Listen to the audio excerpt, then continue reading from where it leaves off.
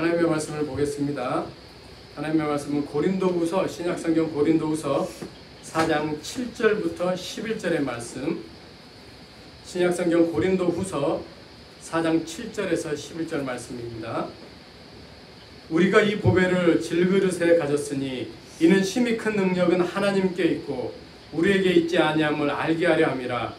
우리가 사방으로 우겨쌈을 당하여도 쌓이지 아니하며 답답한 일을 당하여도 낙심하지 아니하며 박해를 받아도 버림받지 아니하며 거꾸로 뜨림을 당하여도 망하지 아니하고 우리가 항상 예수의 죽음을 몸에 짊어짐은 예수의 생명이 또한 우리 몸에 나타나게 하려 함이라. 우리 살아있는 자가 항상 예수를 위하여 죽음에 넘겨짐은 예수의 생명이 또한 우리 죽을 육체에 나타나게 하려 함이라. 아멘. 오늘 함께 나눌 말씀의 제목은 보배를 품은 질그릇입니다. 보배를 품은 질그릇. 보화, 보물, 보배라고 하는 말 참 좋은 말입니다. 갖고 싶기도 하고 또 어디에 숨겨져 있으면 내가 만약 그것을 안다면 가서 찾고 싶은, 그래서 내 것으로 삼고 싶은 그런 것이 보화, 보물, 보배 아니겠습니까? 정말로 내 거가 된다고 하면 생각만 해도 너무나 좋습니다. 금덩어리 하나만 해도 우리 사람들 너무나 좋아하는 것처럼 그 많은 보화들이, 보물들이 내 거다라고 하면 얼마나 좋겠습니까? 근데 우리에게 보배가 있다라고 오늘 말씀은 가르쳐주고 계십니다. 우리에게 보배가 있다. 그것도 우리 안에 있다. 내 안에 보배가 있다라고 이렇게 말씀을 하고 계십니다. 우리는 오늘 말씀에 있는 것처럼 질그릇과 같은 존재입니다. 우리 7절 말씀에 보면 우리가 이 보배를 질그릇에 가졌다라고 말씀하시는데 우리는 질그릇과 같은, 금으로 만든 그릇은 우리가 금그릇 이렇게 말을 하죠. 은으로 만들었으면 은그릇, 노수로 만들었으면 노그릇이고 나무로 만든 그릇은 나무그릇이라고 하겠죠. 그러면 말씀에 나오는 질그릇, 그 재료가 뭘까요? 질그릇의 재료는 흙입니다. 흙. 질그릇은 그래서 흙으로 만들어진 그릇을 말하는 겁니다. 금그릇, 은그릇, 녹그릇, 나무그릇과 다르게 질그릇은 우리가 사용할 때 주의하고 조심해야 됩니다. 왜냐하면 금이 잘 가요. 사용하다 보면 이가 빠지기도 합니다. 우리 자녀들 이가 빠진다는 말 무슨 말인지 잘 모를 것 같아서 설명을 하자면, 우리 가지고 있는 치아, 이빨이 빠진다는 말이 아니고 그릇의 가장자리, 테두리 부분들이 설거지나 이런 걸 하다 보면 툭 순간 부딪히는 순간에 약간 깨지는 그런 게 나온 거를 이가 빠진다 이렇게 말을 해요. 질그릇은 바로 그렇습니다. 금도 잘 가기도 하고 이도 잘 빠지고 깨지기도 쉬워서 사용할 때 항상 조심하고 주의해야 됩니다. 그럼 왜 그래요? 질그릇의 주 성분이 흙이기 때문에 그래요. 흙이 강하지 못하거든요. 그래서 질그릇은 값비싼 그릇이 아닙니다. 가치 면에서는 그래서 그다지 좋은 점수를 못 받는 거죠. 품질 면에서 하이 퀄리티 생각할 수 없습니다. 질그릇은 그래서 우리를 비유하는 말씀인 겁니다. 우리의 본래가 뭘까요? 우리는 어디에서부터 출발했을까요? 과학으로도 철학으로도 우리의 시작, 우리의 출발에 대해서는 답을 얘기하지 못합니다. 여기에 답할 수 있는 것은 오직 하나님의 말씀인 성경밖에 없습니다. 창세기 2장 7절에 보면 하나님께서 땅의 흙으로 우리를 만드셨다, 우리를 지으셨다 그렇게 말씀합니다. 그러므로 우리의 본래라고 하는 것은, 우리의 출발은 흙입니다. 그리고 우리를 제외한 다른 모든 피조물들은 하나님께서 말씀으로 창조를 하셨습니다. 그래서 다른 피조물의 존재 여부도 성경을 통해서만 그 답을 찾을 수가 있습니다. 그러면 질그릇으로 우리가 비유가 됐는데 우리 어떻습니까? 강합니까? 우리 완전하고 완벽합니까? 그렇지 않죠. 어리면 어린 대로, 또 젊으면 젊은 대로, 또 나이가 많으면 나이가 많은 대로 잘 다쳐요. 그리고 잘 부러집니다. 잘 삐기도 하고 잘 넘어지기도 하고, 그래서 금도 가고 까지기도 하고 상처가 나기도 하고 터지기도 하고 한마디로 정말 연약합니다. 마치 이것 같아요. 상한 갈대. 바람이 불면 그 앞에 그냥 탁 순간적으로 꺾여버릴 것 같은 그런 상한 갈대. 또 심지. 바람이 안 불어도 곧 불이 꺼질 것 같은 그런 심지. 우리가 그런 존재다라는 겁니다. 하나님께서 처음 우리를 창조하셨을 때는 우리는 금그릇과 같은 정말 하나님의 최고의 걸작품이었습니다. 근데 어쩌다 우리가 그렇게 됐습니까? 질그릇이 됐습니까? 죄를 짓고 타락함으로 우리는 금그릇과 같은 존재에서 질그릇과 같은 보잘것없는 그런 연약한 존재로 전락하고 만 겁니다. 그런데 이런 질그릇과 같은 우리 안에 보배가 있다라고 말씀을 합니다. 우리가 이 보배를 질그릇에 가졌다. 우리 안에 가졌다. 그러면 보배가 뭔지 알아봐야겠죠. 보배가 뭡니까? 보배는 예수 그리스도입니다. 보배이신 예수 그리스도를 마태복음 13장 44절에서는 밭에 감추어져 있는 보화다 이렇게 비유를 하시고, 또 46절에 가서는 극히 값진 진주 하나다라고 비유를 합니다. 굳이 하나라고 하는 표현을 안 써도 될 것 같은데 성경은 썼어요. 극히 값진 진주가 딱 하나다라는 거예요. 어디요? 이 세상 가운데. 이 세상 가운데 그 수많은 극히 값진 진주로 하는 게 있을 것 같은데 오직 그것은 딱 하나다. 예, 예수님입니다. 그래서 예수님이 베드로전서 2장 7절에서는 보배다라고 이렇게 말씀을 합니다. 그러므로 보배, 극히 값진 진주 하나, 이거는 너무나 귀해서 값으로 매길 수 없는, 값으로 따질 수 없는 그런 것을 보화라고 말을 하는 겁니다. 우리 예수님이 바로 그러한 분이시다라는 겁니다. 자기 백성인 우리를 사랑하셔서 우리를 죄에서 구원하시려고 하늘의 그 영광스러운 보좌도 다 마다하시고 낮고 낮은 또 천한 이곳에, 이 세상에 우리와 같은 몸을 입으시고 오셔서 십자가 못 박혀 돌아가신 그 예수님, 어찌 보배가 아니시겠습니까? 어찌 그 예수님을 우리가 값으로 매길 수가 있겠습니까? 그래서 예수님은 보배 중에서도 보배이신 겁니다. 사도 바울 아시죠? 사도 바울은 이 보배 중에 보배이신 예수님을 얻기 위해서, 내 거로 삼기 위해서 그 예수님을 내 안에 모시기 위해서 그는 자기가 가진 모든 것을 다 배설물처럼 내버린 사람입니다. 그가 빌립보서 3장 7절 9절에서 고백합니다. 그러나 무엇이든지 내게 유익하던 것을 내가 그리스도를 위하여 다 해로 여겨버렸다. 불필요한 것으로, 나에게 무가치한 것으로 여겨버렸다. 또한 모든 것을 해로 여긴 이유는 내 주가 되시는 그리스도 예수를 아는 지식이 너무나 고상하기 때문이다. 이 세상 가운데서 예수 그리스도와 같은 그런 지식의 고상함 가진 자가 누가 있느냐? 그러므로 내가 그 예수님을 위해서 모든 건 내 것을 다 잃어버려도 배설물과 같이 여긴다 해도 나는 예수님을 얻음으로 만족한다. 나는 그 예수님을 내 안에 모심으로 나는 기쁨을 누린다. 행복을 누린다. 이런 고백을 합니다. 이유가 뭘까요? 보배 중에 보배이신 예수님, 그 예수님의 가치, 그 예수님이 가지고 계신 그 가치를 알았기 때문에 그렇습니다. 구원받는 길, 영생 얻는 길, 천국 가는 유일한 길, 그게 우리 예수님이 가지신 가치 아닙니까? 사실 다메섹 도상에서 부활하신 예수님을 만나기 전까지 사도 바울은 예수님의 가치를 전혀 모르는 사람입니다. 그래서 그는 예수님을 핍박하고 박해했습니다.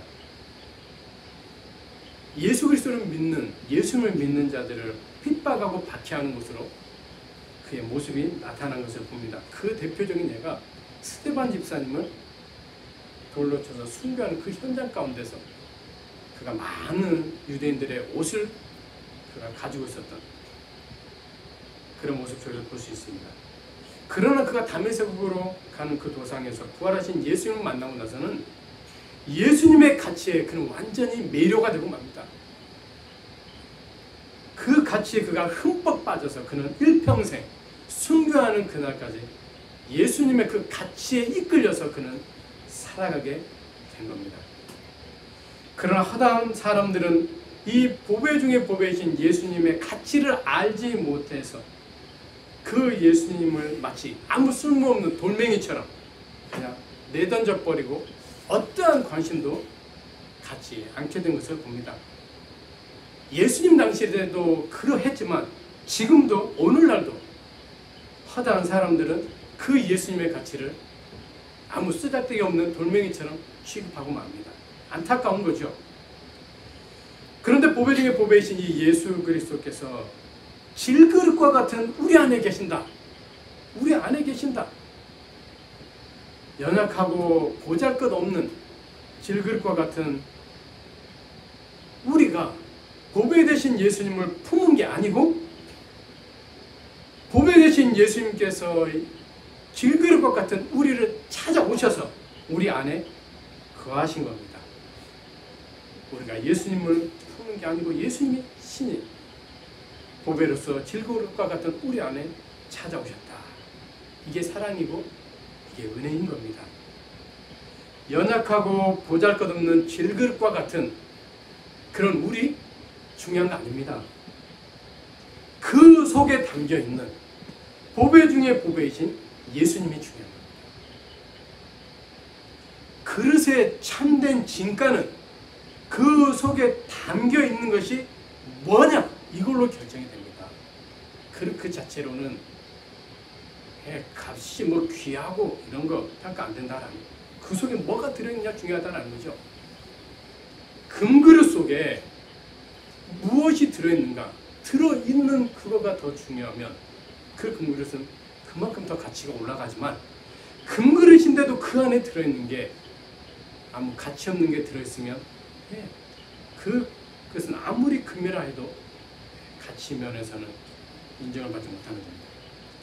두 번째 보배는 또 뭡니까? 두 번째 보배는 복음입니다. 예수님의 복음. 성경에 나타난 첫 번째 복음, 요새 신학적으로는 원시복음이라고 말을 합니다. 첫 번째 복음이 뭔지 아십니까? 에덴 동산에서 범죄한 상황 가운데 하나님께서 주신 말씀으로 창세기 3장 15절입니다. 내가 너를 여자와 원수가 되게 하고 내 후손도 여자의 후손과 원수가 되게 하리니 여자의 후손은 내 머리를 상하게 할 것이요 너는 그의 발꿈치를 상하게 할 것이니라. 이 말씀이 가장 먼저 주어진 첫 번째 복음, 원시복음인 겁니다. 왜 이게 복음일까요? 여자의 후손으로 오시게 되는 메시아 예수 그리스도를 예표하고 있기 때문에 그렇습니다. 그리고 그 여자의 후손이 죄를 짓도록 유혹한 원수 마귀 사탄을 짓밟아 버릴 것이기 때문에 그렇습니다. 정말로 이 말씀과 같이 때가 참에 하나님께서는 여자의 후손으로 메시아 예수 그리스도를 이 세상에 보내시고 십자가의 죽으심과 부활을 통해서 원수 마귀를 정복하고 승리하게 하신 것을 우리는 잘 압니다. 여자의 후손으로 오신 메시아 예수 그리스도께서 그래서 복음의 주인공인 겁니다. 예수님이 복음의 주인공이다라는 거예요. 그 예수님의 십자가의 죽으심과 부활이 복음의 핵심입니다. 그래서 복음을 한마디로 말한다면 예수님의 십자가의 죽으심과 부활이라고 말하는 겁니다. 여자의 후손이신 메시아 예수 그리스도께서 복음의 주인공이시오 핵심이시기 때문에 복음은 보배인 겁니다. 예수님 자신이 보배인 것과 같이 이 복음도 그 속에 예수님을 담고 있기 때문에 보배다라는 겁니다. 이 복음이 오순절 성령 강림 이후에 예루살렘 온 유대 사마리아 땅끝까지 전파돼서 지금도 그 복음을 믿는 자는 누구든지 구원을 얻는 능력을 나타내고 있는 것을 우리는 봅니다. 로마서 1장 16절 말씀, 내가 복음을 부끄러워하지 않는다. 사도 바울의 고백입니다. 이 복음은 모든 믿는 자에게 구원을 주시는 하나님의 능력이 된다라고 이렇게 고백을 합니다. 지금도 이 복음을 믿는 자는 그 복음의 핵심이 되고 주인공이 되신 예수님을 믿고 예수님의 십자가의 죽으심과 부활을 믿는 자는 구원을 얻는 능력을 경험하게 된다라는 겁니다. 보배가 되는 이 복음이 질그릇과 같은 우리 안에 전파가 되었습니다. 우리가 그 복음을 믿음으로 우리는 죄에서 자유함을 얻게 되었습니다. 구원을 받게 되었고 하나님의 자녀가 되었고 영생을 얻고 천국을 상속하는 자가 되었습니다. 은혜고 사랑입니다.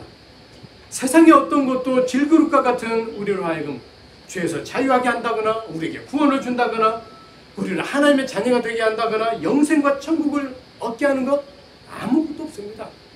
세상은 결코 이런 것 주지 못합니다. 이런 것을 줄 수 있는 것은 오직 복음, 그 복음이 담고 있는 예수님의 십자가에 죽으신 것 부활, 그것만이 우리에게 이와 같은 모든 것을 줄 수 있다라는 겁니다.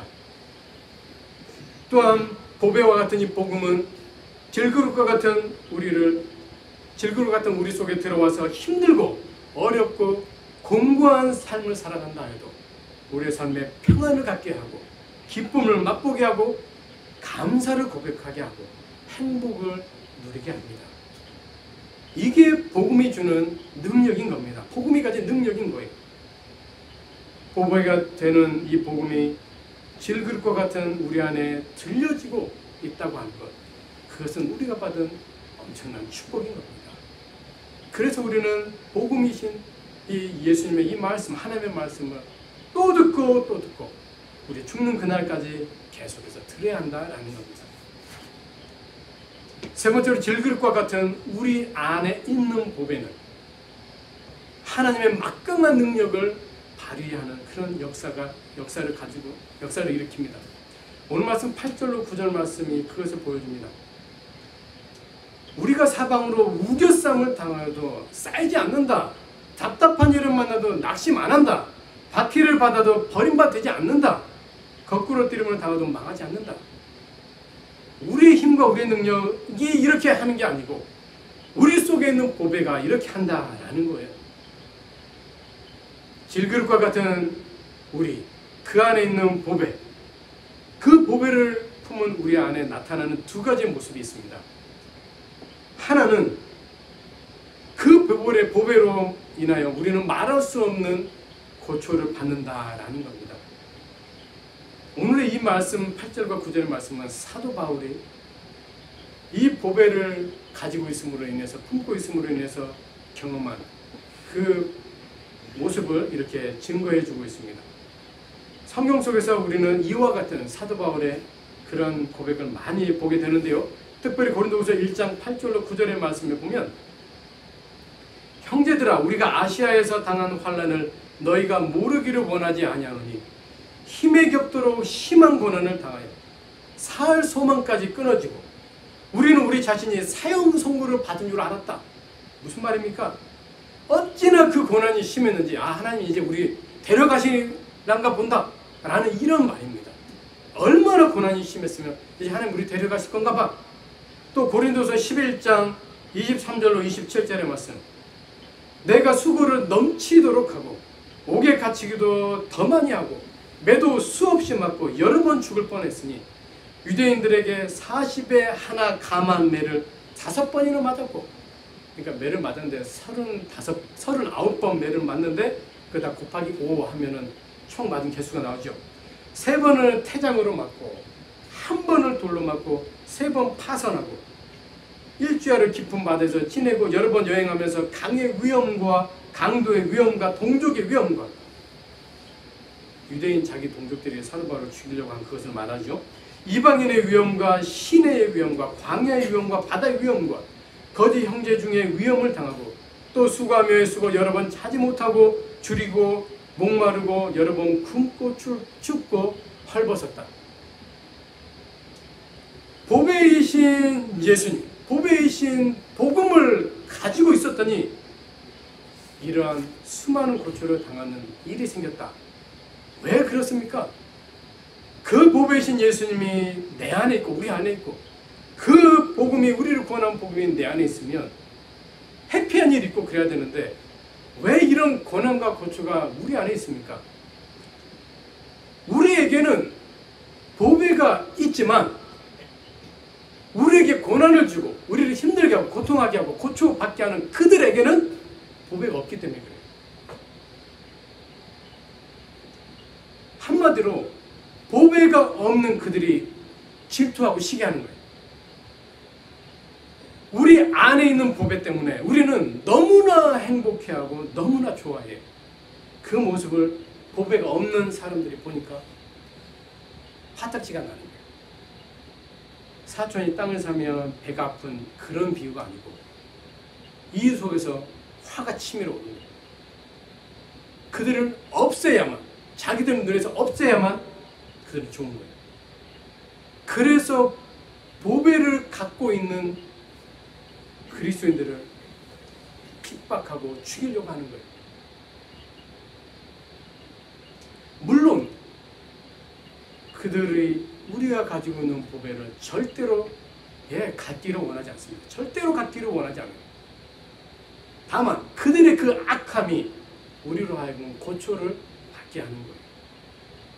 그러면 우리가 받는 고초는, 우리가 당하는 고난은 슬픈 게 아니고 기쁜 거예요.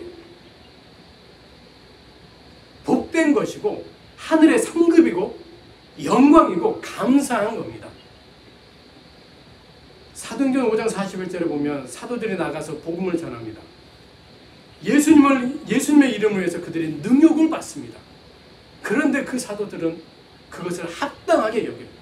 예수님의 이름 때문에 나 능욕당하는 거, 나 욕먹는 거, 오케이, 나 그거 너무 좋다. 그리고 기뻐했어요. 마태복음 5장 10절로 12절의 말씀. 의를 위하여, 예수 그리스도를 위하여, 예수 그리스도의 복음을 위하여 박해를 받은 자는 복이 있다. 천국이 그들의 것이다. 나 예수 그리스도로 말미암아, 나 예수 그리스도의 복음으로 말미암아 너희가 욕을 당하고 박해를 당하고 거짓으로 너희를 거스르는 모든 악한 말을 너희가 듣는다고 해도 너희에게 복이 있다. 그러므로 기뻐하고 즐거워해라. 하늘에서 너희의 상이 크다. 예수님이 하신 말씀이에요. 우리가 받아야 될 상이 크다라는 거예요. 베드로전서 4장 13절로 14절에 너희가 그리스도의 고난에 참여하는 것으로 즐거워해라. 우리가 예수님 때문에, 우리가 복음 때문에, 그 보배 때문에 우리가 고난과 고초를 당하는 것, 예수님이 받으신 십자가의 고난에 우리가 참여하는 거다. 영광스럽지 않느냐? 즐거워해라 라고 말을 합니다. 너희가 예수 그리스도의 이름으로 치욕을 당하면 복이 있는 자다. 복이 있는 자다. 그렇게 말씀해요. 능욕받고 치욕당하고 욕받으면서도 감사하다라고 고백하는 것, 제정신입니까? 어느 누가 봐도 그거는 제정신이 아니죠. 그런데 제정신입니다. 바른 정신, 지극히 온전한 정신입니다. 왜 그래요? 보배를 품고 있거든요. 보배가 안에 있거든요. 보배를 가진 자만이, 보배를 품은 자만이 이러한 것을 맛볼 수 있고 이러한 것을 누릴 수 있다라는 겁니다. 마음에 보배가 없으면 예수님이 없고 예수의 복음이 없는 그 사람 이런 거 못 느낍니다. 힘든 삶, 어려운 그런 삶 속에 행복을 느낀다? 감사가 고백된다? 절대로 못 느낍니다. 예수님이 있는 사람, 보배가 있는 사람만이 할 수 있는 겁니다. 그건. 또 질그릇과 같은 우리 안에 보배가 있음으로 나타나는 또 다른 하나의 모습은 뭡니까? 그 보배로 인해서 우리가 능력을 힘입는다라는 겁니다. 오늘 말씀 8절로 9절 말씀 아까 읽었지만 온통 사방으로 우리가 어디 빠져나갈 구멍 하나도 없이 우리가 그렇게 우겨싸움을 당해도 우리가 쌓이지 않는다. 나갈 구멍이 어디 있다. 답답한 일을 당해서 확 낙심할 것 같은데 낙심 안 한다. 박해를 받아서 끝나버릴 것 같은데 버림받지도 않는다. 거꾸로 때림을 당해도 망하지 않는다. 우리 앞에 놓인 세상은 큰 산과 같습니다. 어마어마한 산과 같아요.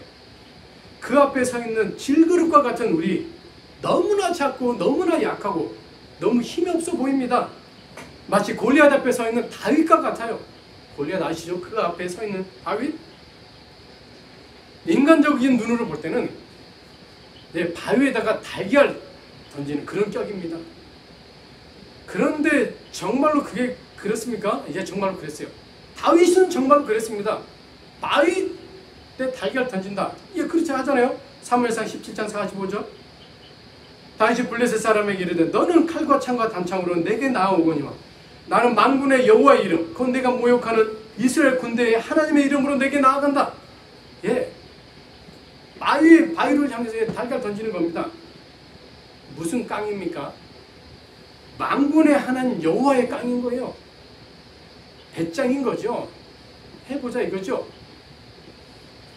나 달걀 아니다 라는 거예요. 칼도 창도 당창도 물매도 돌도 아니에요. 질그릇과 같은 다윗이 품은 보배는 하나님이었어요. 하나님. 다윗 속에 있는 그 하나님, 그 하나님의 능력이 골리앗 보기를 아무것도 아닌 것처럼 보게 된 거죠. 질그릇과 같은 우리가 이 산과 같은 태산과 같은 그 세상 앞에도 끄떡없는 이유는 우리의 능력 때문이 아니에요. 우리가 가진 힘과 지혜와 경험, 연륜, 지식, 물질, 권세, 권력 아니에요. 그것 때문에 우리가 끄떡없는 거 아니에요. 우리 속에 있는 보배가 가진 능력 때문에 그래요. 예수님의 복음이 가진 그 능력, 예수님의 십자가의 죽으심의 그 능력과 부활의 그 능력, 그것 때문에 우리가 끄떡없는 거예요. 세상 앞에. 약하디 약하고 아무것도 아닌 질그릇과 같은 우리지만 그 우리 안에 담겨있는 보배가, 그 보배의 능력이 우리를 지키고 보호하는 것 때문에 그래요. 우리 자신으로는 아무짝에도 되진 않아요. 이 세상은 뭔 재주로 이깁니까? 이 세상이 더 똑똑합니다. 그래서 뱀처럼 지혜로워라. 예수님이 그런 말씀도 하시잖아요. 그러나 큰 산과 같은 세상 앞에 마주 설 때 질그릇과 같다고 겁내지 마시고 두려워하지도 마시고 오히려 내 안에 있는 보배로 말미암아 예수님으로 말미암아 예수님의 복음의 그 능력으로 말미암아 용감하시고 담대하시고 당당하시기 바랍니다. 그렇게 이 세상을 우리 그리스도인들은 정복하면서 보물도 당당하게 그렇게 힘차게 살아가는 겁니다. 기죽고 살 사람들은 세상 사람들이지 예수님 믿는 사람들은 기죽고 살 이유가 없어요. 우리 안에 계신 예수님이 기죽어 사십니까? 우리 안에 있는 복음이 기죽어 있는 복음입니까? 그러면 어느 누구도 구원 못하죠.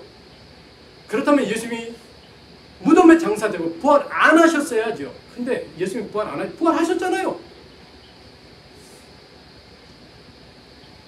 마지막 네 번째로 질그릇과 같은 우리는 우리 안에 품은 보배, 그 예수님, 그 복음을 자랑하는 삶을 살아야 됩니다. 오늘 10절과 11절의 말씀, 우리가 항상 예수의 죽음을 몸에 짊어지고 산다. 예수의 생명이 또한 우리 몸에 나타나게 하려 함이라. 우리 살아있는 자가 항상 예수를 위하여 죽음에 넘겨진다. 예수의 생명이 또한 우리 죽을 육체에 나타나게 하려 함이라. 부모님들이 하는 최고의 자랑거리가 있습니다. 뭘까요? 우리 자식 자랑이죠. 자랑이라고 하는 건 너무나 기쁘고 좋은 것을 막 드러내는 것, 그게 자랑 아닙니까? 질그릇과 같은 우리에게 너무나 기쁘고 좋은 자랑거리가 있을까? 당연히 있죠. 방금 읽은 10절과 11절 말씀에 소개되고 있는 예수 생명이라고 하는 말입니다. 질그릇과 같은 우리가 정말로 자랑할 거는 예수 생명이다라는 거예요. 왜 예수 생명이 우리가 자랑할 겁니까? 언제일지는 우리는 확실히 몰라요. 정확하게 몰라요. 그렇지만 우리는 항상 죽음을 짊어지고 살아가고 있습니다. 그리스도인만 그런 게 아니라 넌 크리스찬도 항상 죽음이라고 하는 것을 짊어지고 살아갑니다. 근데요, 그들과 우리가 다른 점은 지금 이 순간 우리에게 죽음에 찾아온다 해도 우리는 두려워하지 않습니다. 왜 그래요? 예수 생명이 우리 안에 있기 때문에 그래요. 예수 생명이 내 안에 살아있기 때문에 그래요. 내 속에서 꿈틀거리고 있기 때문에 그래요. 우리 몸은 죽음을 맞이하게 됩니다. 언젠간 맞이하게 돼요. 그러나 우리 영혼은 예수 생명으로 천국에서 영원히 삽니다. 그런데 그게 끝이 아니에요. 예수님이 다시 이 세상에 오실 때, 재림하시는 그때 우리 몸이 부활을 합니다. 그리고 천국에 있는 우리 영혼과 하나가 되는 영화로운 몸을 이루게 됩니다. 그래서 우리는 영원토록 하나 된 그 몸으로 천국에서 삽니다. 누가 들으면 참 허무맹랑한 소리라고 말을 하겠죠. 말 같지도 않은 거라 하겠죠. 정신 빠진 소리 하고 있다라고 하겠죠. 그런데 예수 생명을 가지고 있는 우리는 이런 소망을 가지고 살아요. 이런 기대를 가지고 살아요. 이런 바람을 가지고 우리는 산다라는 겁니다. 세상 사람들이 보면 이해가 안 되겠죠. 어이없게 생각을 하겠죠. 그런데 우리는 이것을 믿고 그렇게 살아간다라는 겁니다. 고린도후서 2장 15절 말씀, 우리는 구원받는 자들에게나 망하는 자들에게나, 넌크리스찬이죠, 하나님 앞에서 예수 그리스도의 향기다라고 이렇게 말씀합니다. 우리가 예수님의 향기예요. 예수님의 향기. 예수님을 막 우리 속에서 뿜어내야 된다라는 거예요. 우리가 향수를 하면 그 향수에 뚜껑을 여는 순간 그 향이 확 퍼지잖아요. 또 우리의 몸에 뿌려도 그것이 그렇게 퍼지는 것처럼 우리가 그런 예수님의 향기를 발해야 된다. 이 세상은 죄악의 악취, 사망의 악취를 뿜어내는 세상입니다. 물론 우리가 냄새를 맡아도 이런 냄새 안 나요. 이게 영적인 의미이기 때문에 그렇습니다. 실제로 그렇습니다. 이러한 세상 속에 예수님 믿는 우리, 예수 생명의 보배를 가지고 있는 우리가 뿜어내야 되는 것은 악취가 아니라 향기다라는 거예요. 예수 생명의 향기를 뿜어내서 이 세상 속에 그것을 느끼도록 해줘야 된다라는 겁니다. 저들은 모릅니다. 저들은 예수 생명을 몰라요. 죽으면 그대로 끝인 줄 압니다. 그러나 우리는 예수 생명으로 인해서 영원한 삶을 우리는 알고 있잖아요. 믿고 있잖아요. 그것을 저들에게 향기인 우리가 나타내 줘야 된다. 고린도후서 3장 2절로 3절에 너희는 편지다 라고 말씀합니다.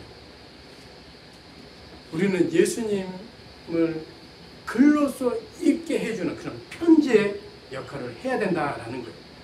사망이라고 하는 것, 죽음이라고 하는 것을 향해서 이 세상의 사람들은 달려가고 있잖아요. 그들에게 예수 생명의 편지를 띄워줘서 그들로 하여금 보고 읽게 해야 된다라는 거예요.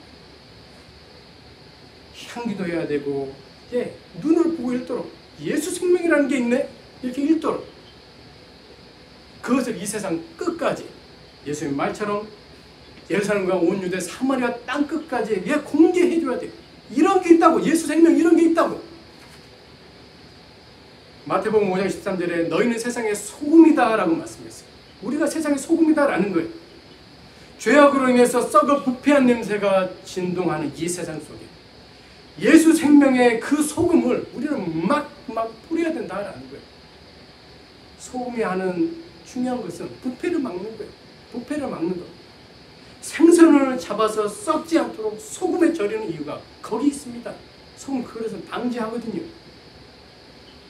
마태복음 5장 14절에 너희는 세상의 빛이다. 우리 세상의 빛입니다.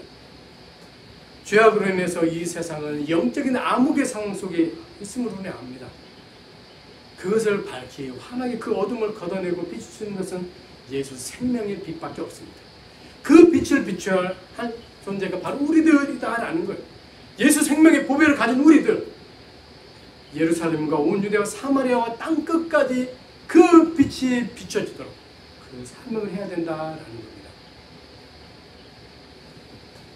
우리는 질그릇과 같은 존재입니다. 연약하고 보잘것없는 그런 존재예요. 그런데 우리가 그것으로 끝이 아니다라는 거예요. 우리 안에 보배가 되시는 예수님이 계시고 능력이 되는 복음이 있다라는 겁니다. 그 보배로 말미암아 우리의 삶 속에 우리는 능력을 경험하며 그를 사랑합니다. 질그릇 같은 우리지만 그 품은 보배를 우리는 예수 생명 증거하며 자랑하며 향기로 편지로 소금으로 빛으로 그렇게 우리는 살아가야 한다는 겁니다. 보배를 품은 질그릇 그 행복을 우리는 이미 누리고 있고 또 느끼고 있고 알고 있지 않습니까? 그래서 무사람들과 나누면서 살아가는 우리가 되실 수 있기를 예수님의 이름으로